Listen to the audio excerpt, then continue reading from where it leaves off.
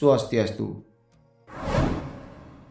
Sebuah persembahan suci yang dilaksanakan atas dasar rasa tulus ikhlas kehadapan Sang Pencipta beserta unsur-unsur semesta lainnya merupakan sebuah perwujudan dari pelaksanaan upacara yajna.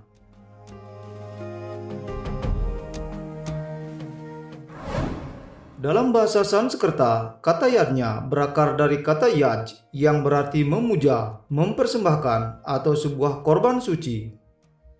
Pelaksanaan upacara yajna di Bali berpedoman pada beberapa kitab, di mana salah satu di antaranya adalah kitab Manawa Dharma Sastra yang berbunyi, kalau ia telah membayar 3 macam hutangnya, yaitu kepada Tuhan, kepada leluhur, dan kepada orang tua, hendaknya ia menunjukkan pikiran untuk mencapai kebebasan terakhir. Ia yang mengejar kebebasan terakhir itu tanpa menyelesaikan 3 macam hutangnya, maka akan tenggelam. Jadi pada dasarnya setiap manusia yang terlahir ke dunia ini pastilah membawa hutang yang harus ia pertanggungjawabkan dan ia bayar pada kehidupannya sekarang. Di mana hutang itu terdiri dari 3 jenis yang disebut dengan trirena. Yang pertama adalah dewarna, yaitu hutang ke hadapan Tuhan Yang Maha Esa, Ide Sang Yang Widiwasa, beserta para dewa, berkat anugerah penciptaan dan memberikan kita hidup. Yang kedua adalah pitrarena, yaitu hutang kepada para leluhur, baik yang sudah mendahului kita maupun orang tua kita yang masih hidup. Kita sangat berhutang kepada para leluhur karena beliau telah menghidupi kita, merawat, mendidik, mengasuh mulai sejak dalam kandungan hingga kita menjadi dewasa. Yang ketiga yaitu resirena, adalah hutang kepada para resi, para pendahulu kita yang telah menerima wahyu Tuhan berupa Weda, sehingga kita dapat memahami ajaran agama, maupun juga kepada para sulinggih yang telah mensucikan kita. Jadi karena adanya hutang inilah, maka kita harus melaksanakan upacara yajna untuk dapat menebusnya. Terdapat 5 jenis yajna atau yang disebut dengan panca yajna, di antaranya Dewa yajna, Pitra yajna, Resi yajna, Manusia yajna, dan Buta yajna. Melalui panca yajna, maka dewarna akan dapat dibayar dengan dewa yajna dan buta yajna. Pitrarena dibayar dengan pitra yajna dan manusia yajna. Sedangkan resi rena dibayar dengan resi yajna. Begitulah selanjutnya pengamalan dan pelaksanaan upacara panca yajna tetap dilaksanakan di Pulau Bali hingga kini dan seterusnya. Adanya trirena dengan penauran melalui panca yajna dapat kita lihat pula pada pupuh kumambang berikut ini. Dewa yajna merupakan persembahan ke hadapan Ide Sang Yang Widiwasa serta para dewa melalui pelaksanaan puja Trisandya yang dilaksanakan setiap hari. Melaksanakan upacara pada hari purnama dan tilem, piodalan di pura, upacara Siwaratri, upacara Saraswati, upacara Pagerwesi, rahinan tumpak, upacara galungan lan kuningan, serta yang lainnya. Pitra yajna merupakan sebuah upacara persembahan ke hadapan para leluhur. Di antaranya dengan mengamalkan perilaku luhur dalam keseharian sebagai wujud bakti kepada leluhur kita yang masih hidup. Melaksanakan upacara kematian terhadap para leluhur kita yang telah tiada melalui upacara ngaben dengan berbagai runtutan upacara yang lainnya. Resi yajna merupakan wujud persembahan kepada para resi atau para guru yang telah memberikan pensucian. Di antaranya terdapat upacara Eka Jati atau Mewinten dan upacara Dwi Jati atau Madiksa.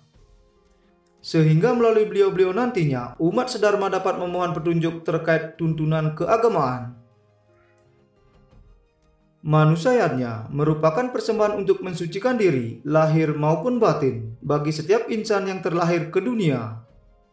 Beberapa di antaranya seperti upacara bayi dalam kandungan, upacara bayi baru lahir, upacara kepuspusar, upacara 3 bulanan, upacara bayi berumur 42 hari atau tutup kambuhan, upacara bayi berusia 105 hari atau nyambutin, upacara otonan, upacara potong gigi, serta upacara pawiwahan atau perkawinan.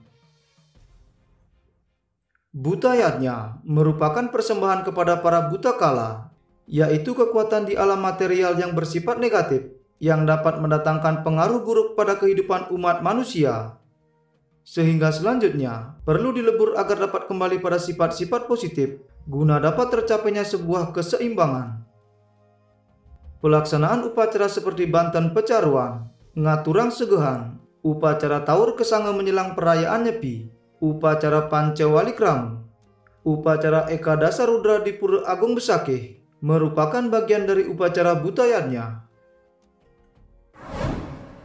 Jadi dengan pelaksanaan upacara yajna, maka kualitas hidup sebagai seorang manusia yang terlahir di dunia ini menjadi lebih mulia. Karena pelaksanaan upacara yajna juga memiliki tujuan sebagai berikut. Sebagai pensucian diri, untuk dapat mencapai kebahagiaan, maka pikiran, perkataan, dan perbuatan kita haruslah suci. Tanpa kesucian itu, maka mustahil keharmonisan dan kebahagiaan itu akan dapat terwujud. Sehingga melalui upacara yajna, maka kita dapat mensucikan diri dan juga alam lingkungan kita. Dapat meningkatkan kualitas diri. Setiap kelahiran manusia pasti akan selalu disertai oleh karma wasananya masing-masing, sehingga sejatinya dalam kehidupan ini bertujuan untuk meningkatkan kualitas jiwatman, sehingga selanjutnya dapat melaksanakan perbuatan baik sebagai cara untuk meningkatkan kualitas diri kita sebagai seorang manusia. Sarana menghubungkan diri dengan Tuhan. Melalui sebuah persembahan dan pelaksanaan upacara yajna, maka itu akan menjadikan sebuah jalan untuk kita dapat menghubungkan diri ke hadapan Tuhan Ide Sang Yang Widiwasa. Perwujudan rasa syukur dan ungkapan terima kasih. Manusia memiliki cipta rasa dan karsa, maka dengan olah rasa yang baik akan menjadikan motivasi untuk selalu berbuat kebaikan. Oleh karena itu, tidak ada alasan bagi manusia untuk lupa akan kata bersyukur dan lupa akan berterima kasih ke hadapan Sang Pencipta melalui wujud rasa bakti dengan jalan persembahyangan.